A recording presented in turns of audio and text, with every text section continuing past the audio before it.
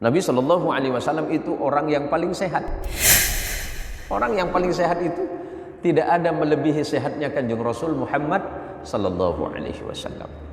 Karena beliau selalu menjaga apa? Pertama, menjaga hatinya. Menjaga hatinya. Ya karena memang Rasulullah kan dijaga langsung oleh Allah. Iya itu betul.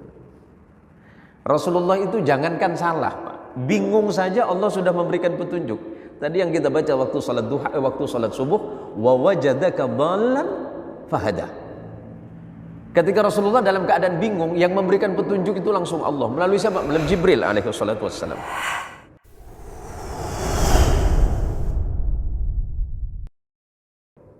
Salawat salam kepada Rasulullah Muhammad sallallahu alaihi wasallam. Di subuh ini mudah-mudahan menjadi subuh terbaik sepanjang hidup kita, amin. Dan sujud kita ini kelak menjadi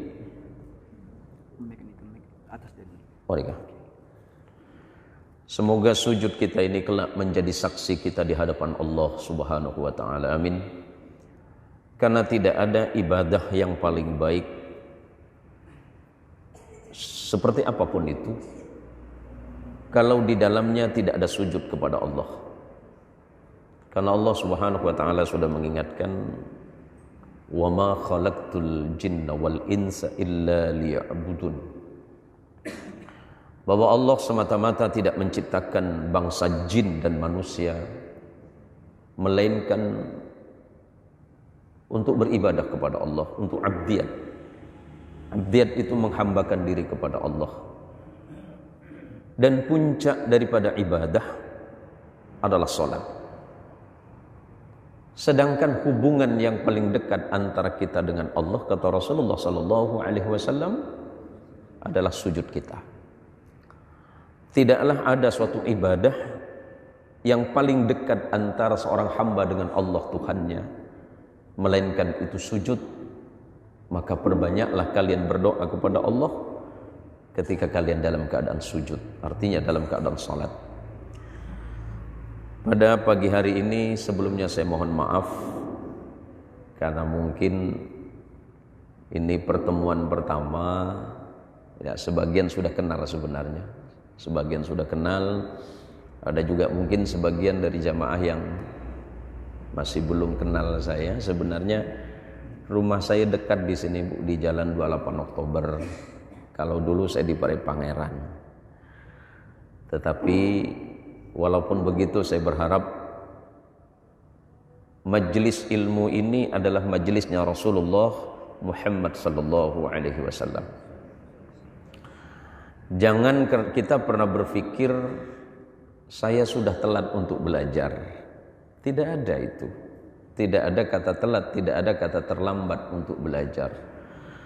Dari sahabat Abu Hurairah radhiyallahu anhu qala Rasulullah Muhammad sallallahu alaihi wasallam, "Man salaka tariqan yaltamisu fihi ilman, sahhalallahu lahu tariqan ilal jannah." Rawahu Muslim. Barang siapa seseorang yang mencari sebuah jalan, jalannya adalah jalan untuk mendekatkan diri kepada Allah dengan ilmu, sahhalallahu lahu tariqan ilal jannah, maka Allah pasti memudahkan bagi dirinya jalan menuju surga. Islam itu dari awal turunnya kepada Rasulullah Muhammadin sallallahu alaihi wasallam. Ini mohon maaf pakai bahasa Indonesia ya. Bahasa Indonesia apa matur, Bu? Nah? Oh, bahasa Indonesia. Oh, oke. Yang ku matur saya terjebik kula gitu. Awal mula turunnya nikmat Islam yang Allah turunkan kepada Kanjeng Rasul Muhammad sallallahu alaihi wasallam pertama kali itu adalah menggagas ilmu pengetahuan dengan kata Iqra. Iqra. Jadi dalam surah Al-Alaq ayat pertama yang Allah turunkan kepada Kanjeng Rasul Muhammad sallallahu alaihi wasallam adalah kata Iqra. Ketika mendengar kalimat ini, Rasul sallallahu alaihi wasallam bingung, kaget dan takut, khawatir dan cemas. Karena memang tradisi masyarakat jahiliyah sebelum datangnya Islam itu bukan tradisi pengetahuan, bukan tradisi membaca, bukan tradisi belajar. Maka kemudian Rasulullah balik bertanya kepada Jibril alaihi salatu wassalam, ma'ana biqari, apa yang harus saya baca? Karena memang dari kecil Kanjeng Rasul sallallahu alaihi wasallam tidak pernah diajarkan membaca. Maka ketika Jibril alaihi salatu wassalam menyampaikan ini kepada Rasulullah sallallahu alaihi wasallam, tentu Rasulullah kaget, bingung. Ma'ana biqari, apa yang harus saya baca? Maka Jibril alaihi salatu wassalam menjawab, Iqra bismi rabbikal ladzi khalaq. Bacalah dengan nama Tuhanmu, dengan nama Rabbmu yang telah menciptakanmu. Maka dari sinilah kemudian Rasulullah Muhammadin sallallahu alaihi wasallam menyampaikan Islam itu dengan tradisi pengetahuan atau ilmu. Maka mudah-mudahan apa yang telah disampaikan oleh para guru-guru kita sebelumnya, oleh para masyayikh, para ustadz, para kiai di setiap majelis-majelis ilmu, walaupun tidak semuanya mungkin, tetapi setidaknya ada bagian-bagian yang bisa kita amalkan dalam kehidupan kita sehari-hari. Jadi mencari ilmu itu hukumnya bagaimana? Wajib, fardhu ain, bukan kifayah. Mencari ilmu itu hukumnya wajib, wajib ain. Apa itu wajib ain? Kewajiban yang Allah bebankan kepada setiap orang. Jadi mencari ilmu itu bukan tugasnya para ustadz, bukan tugasnya para kiai, bukan tugasnya para habaib, bukan hanya saja tugasnya para saraif, tetapi tugas kita semuanya, tugas seluruh umat Islam. Bahwa Rasulullah sallallahu alaihi wasallam mengingatkan, talabul ilmi faridatun ala kulli muslimin wa muslimatin. Menuntut ilmu atau mencari ilmu itu adalah kewajiban bagi siapa saja, muslim laki-laki dan muslim perempuan. Jadi bukan kewajiban saya semata, kewajiban kita semuanya. Nah, berkaitan tentang kata wajib, wajib di dalam makna bukan berarti kita wajib tahu. Kalau sudah belajar tapi belum tahu Pak Ustadz bagaimana, ya tidak bisa. Yang penting kewajibannya adalah belajar sampai tahu. Menjadi pintar, alim dan seterusnya itu bonus dari Allah. Ilmu apa yang paling penting? Pertama, ilmu yang menyangkut masalah akidah Islamiyah. Yang menyangkut masalah akidah, yang menyangkut masalah tauhid, yang masalah usuluddin. Jadi kalau kita waktu kecil di madrasah, di pesantren, yang pasti ditanya oleh guru-guru kita tentang tauhid adalah pertanyaan, siapa Allahmu, siapa Tuhanmu? Nah, itu adalah pertanyaan pertama. Jawaban anak-anak kecil waktu di madrasah, Allahu Rabbi alladzi khalaqas samawati wal ard wa ma bainahuma fi sittati ayyamin thumma istawa 'alal 'arsy. Itu jawabannya kira-kira. Kalau ditanya kepada anak kecil, siapa Tuhanmu, siapa Rabbmu? Jawabannya Allah. Siapa Allah? Alladzi khalaqas samawati wal ard. Zat yang telah menciptakan langit dan bumi fi sittati ayyamin, selama 6 masa, setelah itu tsumma stawa 'alal 'arsy, begitu seterusnya. Nah, berkaitan dengan hal ini, para jamaah, para saudara-saudaraku sekalian yang dirahmati oleh Allah, berkaitan tentang ilmu, yang pertama adalah ilmu aqidah, ilmu usuluddin yang berkaitan tentang tauhid, barulah kemudian masuk kepada ilmu yang berkaitan tentang syariah yang menyangkut tata pelaksanaan ibadah, barulah kemudian mengikuti ilmu-ilmu akhlak, ilmu yang lain dan seterusnya. Pagi ini saudaraku sekalian yang dirahmati oleh Allah, para jamaah yang berbahagia, kita telah selesai melaksanakan ibadah salat subuh berjamaah. Masjidnya ini luar biasa indah sekali. Mudah-mudahan masjid ini menjadi saksi kita kelak di hadapan Allah Subhanahu wa taala. Amin. Maka memakmurkan masjid itu adalah merupakan kewajiban bagi kita setiap pribadi muslim. Nah, ini ornamennya luar biasa sekali ini. Berarti Masjid At-Taqwa ini sudah makmur sudah. Mudah-mudahan masjidnya sudah indah seperti ini, sudah cantik seperti ini, isinya juga semakin cantik, isinya semakin makmur. Saya waktu kecil masih ingat, kalau ikut datuk saya, kalau ikut orang tua saya ke kota, masih masjid ini kecil dulu, sekecil sekali dulu, mungkin tahun 80-an ya saya ingat itu. Itu pun kalau saya sholat tak boleh di depan karena anak kecil, harus di belakang. Tapi saya pernah berharap kepada Allah, mudah-mudahan suatu hari saya bisa sholat di depan, ya Allah. Tahu-taunya tadi subuh saya di depan betul. Itu mungkin doa saya berapa puluh tahun yang lalu, waktu saya masih sering ikut datuk saya, orang tua saya ke kota. Kalau saya sholat, biasanya saya sholat di sini. Para jamaah sekalian yang dirahmati oleh Allah Subhanahu wa taala, berkaitan tentang ilmu yang sebenarnya mungkin sebelumnya sudah ada ya, sudah sering ya, atau sudah rutin mungkin. Ustaz Sumardi beliau 2 minggu sekali fikih ya, ilmu fikih ya, ilmu fikih. Kalaupun memang Allah mentakdirkan kita untuk bersama-sama di majelis, kalau Ustaz Sumardi itu fikihnya mungkin nanti kalau memang Allah mengizinkan dan waktunya memungkinkan, saya insya Allah hadir dengan kitab ilmu hadis. Yang kecil-kecil saja Pak. Kalau yang besar saya tak tahu.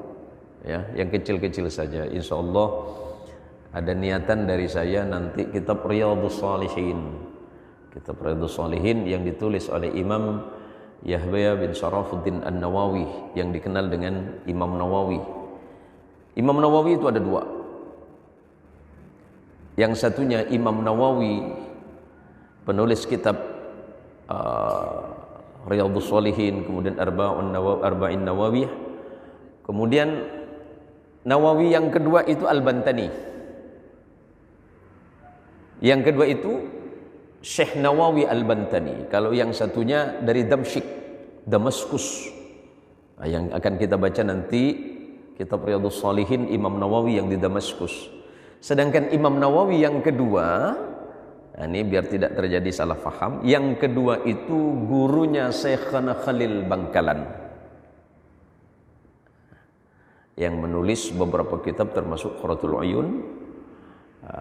Imam Syekh Nawawi Al-Bantani ini berasal yang kedua, yang dari Indonesia itu dari Tanara. Tanara itu Banten. Tapi beliau hidup dan menjadi mufti di Makkahul Mukarramah. Menjadi mufti di Makkah Al-Mukarramah. Kemudian salah satu murid beliau namanya Syekhana Khalil Bangkalan. Syekhana Khalil Bangkalan punya murid beberapa yang sangat luar biasa. Beberapa di antaranya adalah Hadratus Syekh Hashim Asy'ari, pendiri Nahdiyah atau Nahdlatul Ulama. Kemudian salah satunya lagi adalah Syekhana As'ad Samsul Arifin. Nah, turun ke sini dan kitab-kitabnya masih dibaca di hampir seluruh pesantren di Indonesia, bahkan di beberapa negara-negara Arab kitab dari Imam Nawawi Al-Bantani itu dibaca. Sedangkan Imam Nawawi yang saya maksud adalah Imam Nawawi yang lahir dan besar di Nawa. Nawa itu mana? Di Damaskus, Suriah. Suriah itu dulu namanya Syam. Syam itu di mana? Ini sebagai pengantar saja ya Pak ya, sebagai pengantar saja. Syam itu di mana? Syam itu dulu satu negara Pak. Tapi hari ini pecah menjadi 4. Di mana itu? Yang pertama Palestina, yang kedua Jordania, ketiga Suriah, dan yang keempat itu Libanon. Itu disebut bumi Syam, bumi yang diberkahi oleh Allah Subhanahu wa taala. Mudah-mudahan kelak kita diperkenankan oleh Allah berkunjung ke tanah yang mubarakah ini. Amin ya rabbal alamin. Para jamaah sekalian yang dirahmati oleh Allah Subhanahu wa taala, Subuh ini saya menjadi teringat beberapa hadis Rasulullah sallallahu alaihi wasallam. Ada beberapa jalur sanad riwayat yang berbeda. Ada dari Sayyidah Hafsah binti Umar ibn al-Khattab, kemudian dari Aisyah radhiyallahu anha, bahwa Rasulullah sallallahu alaihi wasallam menyatakan, rakaataini minal fajri afdalu minad dunya wa ma fiha. Salat 2 rakaat pada waktu fajar subuh. Ada yang mengatakan salat sebelum subuh, ada yang mengatakan salat qiyamul lail. Salat 2 rakaat waktu fajar, pahalanya itu lebih baik dibandingkan dengan dunia dan seluruh isinya. Nah, kalau boleh saya tanya sama ibu-ibu, kalau boleh pilih, boleh milih Bu antara 2 ya. Ini kan cuma pertanyaan saja. Bu, kalau ada yang nawarin 100 miliar, mau? 100 miliar, ada yang nawarin buat ibu-ibu, ibu mau? 100 miliar nih banyak nih. Mau ya? Nah, ibu-ibu tak mau, Pak. Bapak-bapak, kalau ada yang nawarin 100 miliar mau? Hah? Mau ya? Mau Pak ya? Haji Fauzi?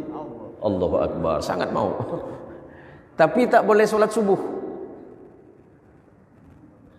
Hah? Masih mau? Sholat subuh kan bisa diganti Pak Ustaz. 100 miliar tak bisa diganti nih katanya. Padahal kata Rasulullah sallallahu alaihi wasallam, sholatmu yang 2 rakaat pada waktu fajar lebih baik dibandingkan dengan dunia dan seluruh isinya. Lebih baik. Tapi hanya saja manusia ini kan biasanya lebih cenderung memilih yang tampak. Yang tampak kan yang 100 miliar nih. Sementara sholat subuh tak tampak. Buat apa Pak Ustaz? Kemarin saya sudah sholat subuh. Nah, oleh karenanya para jamaah sekalian yang dirahmati oleh Allah, majlis pagi hari ini adalah majlis yang insya Allah mendatangkan kebaikan dari sisi Allah Subhanahu wa ta'ala. Yang pertama yang perlu saya sampaikan, masuk masjid saja ampunan Allah sudah dapat. Diriwayatkan dari Iyad bin Umar radhiyallahu anhu, Rasulullah mengingatkan, idza ra'aitumur rajula yata'ahadul masajid fashhadu lahu bil iman. Jika kalian melihat seseorang masuk ke dalam masjid dan hatinya selalu terpaut kepada masjid, saksikanlah orang itu dalam keadaan iman kepada Allah Subhanahu wa ta'ala. Masuk saja ke dalam masjid dan hatinya merasa terpaut kepada masjid, cinta kepada masjid, menghidupkan masjid, dan senantiasa hatinya bersama masjid, orang itu harus disaksikan sebagai orang yang beriman, kata Rasulullah sallallahu alaihi wasallam. Yang berikutnya, sudah masuk masjid kita salat, sudah pasti mendapatkan ampunan Allah. Yang ketiga, duduk di majelis ilmu. Duduk 1 saat, duduk 1 jam di majelis ilmu itu lebih baik dibandingkan dengan 100 rakaat salat sunnah yang di dalamnya tanpa ilmu. Allahumma sholli ala sayyidina Muhammad. Yang keempat, kita bersama-sama ini ketemu kemudian salaman. Apa kata Nabi sallallahu alaihi wasallam? Ma min muslimaini yaltaqiyani fayatasafahani illa ghufira lahuma qabla ay yatafarraqa. Riwayat Abu Hurairah dalam Sahih Muslim. Tidaklah 2 orang muslim saling bertemu saja. Fayatasafahani, kemudian mereka bersalaman. Dalam pertemuan itu bersalaman, menunjukkan rasa cinta kepada saudara muslim yang lain. Salaman. Illa ghufira lahuma, melainkan Allah pasti mengampuni dosa keduanya qabla ayyatafarraqa. Sebelum mereka berpisah dari masjid ini, dari majelis ini, Allah sudah mengampunkan dosanya. Betapa indahnya, betapa nikmatnya kita datang dari rumah yang diawali dengan wudhu yang baik. Dalam beberapa riwayat termasuk muttafaqun alaih, Rasulullah sallallahu alaihi wasallam mengingatkan, Tidaklah seseorang memperbaiki wudhunya, kemudian dia berangkat ke masjid untuk melaksanakan sholat, melainkan ketika kaki kanannya dilangkahkan, kaki kanannya diangkat sama ibu-ibu dari rumah, wudhu dari rumah, perbaiki wudhunya, kemudian berangkat ke masjid, kaki kanannya diangkat, satu persatu dosanya digugurkan oleh Allah Subhanahu wa taala. Allahumma sholli ala sayyidina Muhammad. Kaki kanan, kemudian kaki kiri dilangkahkan, Allah angkat derajatnya satu persatu, kata Allah. Kata Rasulullah sallallahu alaihi wasallam, setiap kakinya diangkat, yang kanan diangkat, Allah gugurkan dosanya, yang kiri diangkat lagi, Allah naikkan derajatnya. Masya Allah, la khawla wa la quwwata illa billahil aliyil azim. Subhanallah walhamdulillah wa la ilaha illallah wallahu akbar. Dari rumah berangkat subhanallah walhamdulillah wa la ilaha illallah wallahu akbar. Berapa zikir yang dibaca dari rumah. Kemudian masuk pintu masjid, masih berdoa lagi kepada Allah, memohon ampunan kepada Allah, bukakanlah pintu ampunanmu ya Allah. Masuk ke masjid, kemudian sholat sunat 2 rakaat. Habis sholat sunat kemudian ambil Quran, bacalah Quran. Pesan Rasulullah sallallahu alaihi wasallam, karena ini bicara tentang hadis, maka saya ungkapkan hadis semuanya ini. Apa kata Rasulullah sallallahu alaihi wasallam kepada Sayyidah Aisyah radhiyallahu anha? Walladzi yaqra'ul Qur'ana wa huwa makhirun bih ma'as safaratil kiramil bararah. Orang yang senang baca Quran, kata Rasulullah, senang baca Quran, wa huwa makhirun bih, dan dia mahir, artinya pandai dia baca Quran, bacaannya baik, tajwidul Qurannya pas, kalimatnya fasih, kemudian dilakukan dengan indah, dia resapi setiap bacaan-bacaannya, ma'as safaratil kiramil bararah, maka Allah pastikan hidupnya itu penuh dengan kebahagiaan. Senang dia baca Quran, dia mencintai Quran, dan hidupnya tidak pernah lepas dari Quran. Ma'as safaratil kiramil bararah, hidupnya senantiasa Allah berikan keberkahan dalam hidupnya, penuh kebahagiaan, penuh ketenangan. Enggak punya uang enggak masalah, banyak uang enggak masalah. Nah, kadang-kadang kita ini kan enggak banyak uang enggak masalah, pas enggak punya uang masalah. Ada juga pas enggak punya uang enggak masalah, tetapi pas banyak uang bermasalah. Bagaimana dengan Quran? Quran yang kita baca setiap masuk ke rumah, masuk ke masjid, dibaca dengan penuh keindahan, dibaca dengan penuh kenikmatan kepada Allah, ma'as safaratil kiramil bararah. Yang kedua, ada yang kedua yang baca tapi tidak mahir. Walladzi yaqra'ul Qur'ana wa yata'ta'u. Ada yang kedua baca Quran, kata Rasulullah, wa yata'ta', terbata-bata, tajwidnya kurang pas, bacaannya kurang fasih, tapi senang, terbata-bata dia baca. Allah masih janjikan 2, kata Rasulullah, falahu ajrani, Allah masih menyiapkan dia 2 pahala. Masya Allah. Setiap pahala dari 2 pahala, luasnya seperti apa? Melebihi luasnya antara barat dan timurnya bumi. Mana barat? Sana. 1 pahala. Bagaimana dengan 2 pahala? Maka oleh karenanya para jamaah sekalian yang dirahmati oleh Allah, berkaitan tentang ilmu dan hal-hal yang akan kita bahas nanti pada insya Allah, mudah-mudahan Allah mengizinkan kita semuanya. Kemudian Allah berikan kesehatan, ya Allah berikan kesehatan zahir dan batin. Sebab sehat itu mahal, sehat itu sangat mahal. Maka Nabi SAW selalu menjaga kesehatannya. Nabi SAW itu orang yang paling sehat. Orang yang paling sehat itu tidak ada melebihi sehatnya Kanjeng Rasul Muhammad SAW. Karena beliau selalu menjaga apa? Pertama, menjaga hatinya. Menjaga hatinya. Ya karena memang Rasulullah kan dijaga langsung oleh Allah. Iya, itu betul. Rasulullah itu jangankan salah, Pak. Bingung saja Allah sudah memberikan petunjuk. Tadi yang kita baca waktu salat duha, waktu salat subuh, wa wajadaka dhallan fahada. Ketika Rasulullah dalam keadaan bingung, yang memberikan petunjuk itu langsung Allah. Melalui siapa? Melalui Jibril alaihi salatu wassalam. Nah, kalau kita bingung, siapa yang nunjukin, Pak? Rasulullah itu sehat hidupnya. Karena Rasulullah selalu menjaga ibadahnya kepada Allah. Menjaga hatinya. Kemudian Rasulullah itu menjaga kesehatan. Ketiga, menjaga makanan. Rasulullah itu makanannya kan tidak aneh-aneh. Rasulullah sallallahu alaihi wasallam, kalau kita baca sirah nabawiyah, menjaga kehidupan Rasulullah, mestinya kita malu dan menangis, Pak. Karena sepanjang kehidupan Rasulullah sallallahu alaihi wasallam, belum pernah Rasulullah itu seperti kita makan di hidangan. Paling bagus itu pun Rasulullah pernah memakan paha kambing, itu pun dikasih sahabat. Bukan karena Rasulullah beli sendiri. Rasulullah itu makanannya paling hubes. Hubesnya itu roti, tapi rotinya bukan hubes-hubes yang kita makan itu. Roti yang pakai selai, bukan itu. Tapi syair. Apa itu syair? Roti gandum yang kering, yang tidak bisa digigit. Kalau Haji Fauzi, kita kan biasa makan di hidangan, itu pun masih nambah lagi.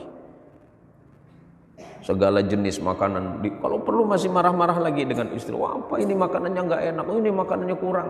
Padahal Rasulullah Muhammad sallallahu alaihi wasallam, Nabi mulia kita, makanannya beliau itu kesehariannya hanya syair. Syair itu apa? Syair itu adalah roti gandum yang kering yang nggak bisa digigit kalau tidak dicelupkan ke dalam air. Dan kebiasaan Rasulullah itu mencelupkannya ke dalam cuka, itu baru bisa dimakan dan digigit. Nah, karena ini berkaitan tentang ilmu hadis yang akan kita bahas nanti selanjutnya. Mudah-mudahan senantiasa Allah memberikan kesehatan bagi kita semuanya, sehingga kita itu mau hadir, mau datang ke majelis. Walaupun saya tak paham, Ustaz, cukup mendengarkan saja. Tapi saya nggak mengerti, Ustaz, cukup duduk saja. Duduk dan mendengarkan, insya Allah pahalanya sama. Bagaimana selanjutnya, Pak Ustaz, dalam hidup saya? Ini hidup kita ini kan tak lama. Maka ada dua nikmat sebagai penutup. Ini karena sebagai hari pengantar saja, sebagai pertemuan pertama. Ada dua nikmat yang selalu kita lalaikan, Pak, dalam hidup itu. Nikmatani maghbunun fihi makatsirun minan nas, as-sihhat wal faragh. Ada dua nikmat besar yang selalu kalian lalaikan manusia. Kalau dua hal sudah hilang, baru kalian mikir dan menyesal. As-sihah, yang pertama sehat. Wal faragh, dan dua sempat. Mumpung Allah berikan kesehatan, kenapa kita tidak menyempatkan datang ke masjid beribadah kepada Allah Subhanahu wa ta'ala? Berapa lama waktu kita salat? Berapa lama kita salat, Pak? Salat berapa lama gitu? 10 menit. Kalau duduk, Pak Samsudi, kalau duduk di warung Ameng berapa? 2 jam. 2 jam kita. Itu pun masih bolak-balik lagi, Pak. Di masjid 10 menit susah kita. Susah kita duduk di masjid 10 menit. Yang pertama kata Rasulullah, sehat. Mumpung masih sehat, jaga kesehatanmu dan pergunakan kesehatanmu ibadah kepada Allah. Nanti kalau sudah tidak sehat baru mikir, ya Allah, pengen rasanya saya datang sholat ke Masjid At-Taqwa, padahal sudah tidak sehat. Itu pun datang sudah tergagap-gagap. Yang kedua, wal faragh, sempat. Mumpung Allah berikan kesempatan dan badan masih sehat, yuk kita datang. Sulit memang. Nah, yang nyaman jam begini ini apa, Pak? Ngopi. Hingga kesempatan yang Allah berikan kepada kita sudah hilang, baru mikir, ya Allah, dulu saya masih sehat, dulu saya masih sempat, saya tidak bisa datang ke Masjid At-Taqwa. Tapi di saat kesempatan Allah turunkan, Allah hilangkan karena sehat sudah tidak ada, baru mikir kita. Maka kita berharap kepada Allah, mudah-mudahan kesehatan dan kesempatan yang Allah berikan kepada kita bisa kita manfaatkan sebagai jalan untuk beribadah kepada Allah Subhanahu wa taala dan berkhidmat bagi umat. Mudah-mudahan Allah memberikan kesempatan kepada kita untuk senantiasa mempergunakan waktu dan kesempatan kita ini, pertama beribadah kepada Allah Subhanahu wa taala dengan dasar ilmu dan pengetahuan. Mudah-mudahan ilmu-ilmu yang sudah disampaikan oleh para guru-guru mulia kita beberapa bulan, beberapa tahun yang lalu sampai pagi hari ini, mudah-mudahan bisa kita amalkan di dalam hidup kita ini, dan ilmu ini menjadi ilmu yang nafi', ilmu yang barakah, memberikan manfaat serta kebaikan bagi manusia-manusia yang lain. Terima kasih, ini saja di pertemuan pertama kita. Mudah-mudahan Allah Subhanahu wa taala senantiasa memberikan pengampunan bagi kita semuanya. Anak-anak kita Allah jadikan sebagai anak yang salih dan salihah. Masyarakat kita menjadi masyarakat yang senantiasa bersama-sama membangun kebersamaan dalam ibadah kepada Allah Subhanahu wa taala. Insyaallah kita akan bertemu beberapa minggu ke depan, karena memang insyaallah jadwalnya 2 minggu sekali ya, 2 minggu sekali. Mudah-mudahan kita diberikan kesehatan oleh Allah Subhanahu wa taala. Amin. Amin. Alhamdulillahirabbil alamin, wassalatu wassalamu ala asrafil anbiya'i wal mursalin sayyidina wa maulana Muhammadin wa ala alihi wa ashabi ajma'in. Allahumma ya Allah ya alimus sirri wa akhfa, 'allimna mimma jahilna wa dhakkirna mimma nasina wa taqabbal taubatana wastajib du'ana ya rabbal alamin. Wa sallallahu ala rasulika wa nabiyyika Muhammadil Mustafa sallallahu alaihi wasallam. Walhamdulillahirabbil alamin. Assalamualaikum warahmatullahi wabarakatuh.